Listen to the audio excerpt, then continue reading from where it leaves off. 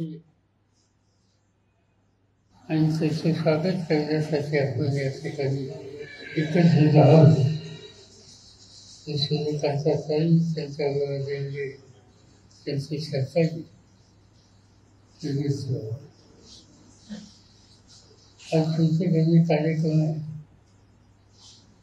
पण त्याच्यात तुम्हाला स्वतःला नाविन्य वाटत नाही. साधारण जीवनामध्ये उभं आयुष्य गांधी नेहरूंच्या विचाराने काम करणारे महाराष्ट्राचाच नाही तर देशाच्या कानाकोपऱ्यामध्ये अनेक लोक असतात.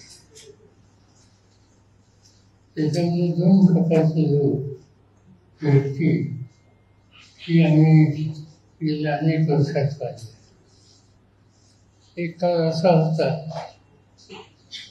की आम्ही लोक समाजकारणात नव्हतो त्या काळात स्वातंत्र्याच्या चळवळीमध्ये सहभागी झाले. मोठी देशाच्या स्वातंत्र्याची चळवळ असेल किंवा हैदराबाद मुक्ती आंदोलनाचा लढा असेल, त्याच्यामध्ये सहभागी झालेली एक पिढी आणि त्यांनी अनेक वर्ष राज्याचं देशाचं समाजाचं नेतृत्व केलं. आणि त्याच्यानंतरची एक पिढी आणि हल्लीची पिढी की ज्यांची फारसं कौतुक आणि पार्श्वभूमी ही स्वातंत्र्य चळवळीची आहे, ही आज आपल्याला बघायला.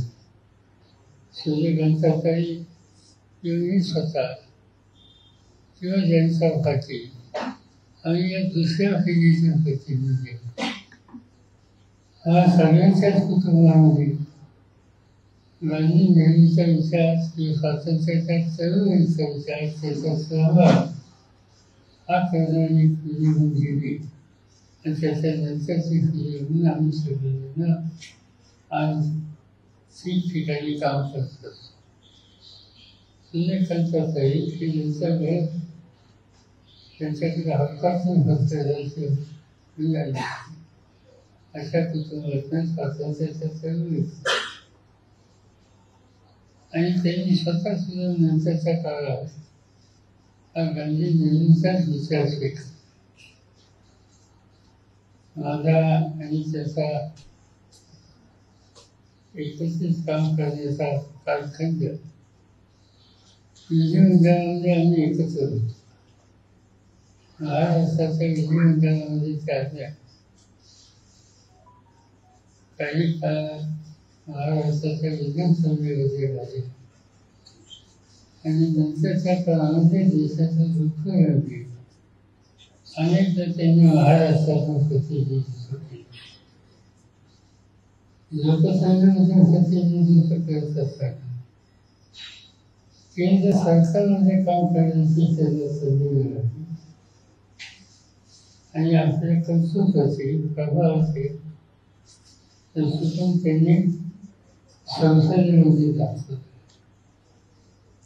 हे सगळं करत असताना एका बाजूला संसदीय कामकाजाचा सहभाग हा जसा एक त्याचा सार्वजनिक जीवनाचा एक महत्त्वाचा टप्पा आहे, तसे इतरही गोष्टी त्याचं लक्ष होतं. आणि ते इतर एक महत्त्वाचं क्षेत्र म्हणजे सरकार. त्या सरकारामध्ये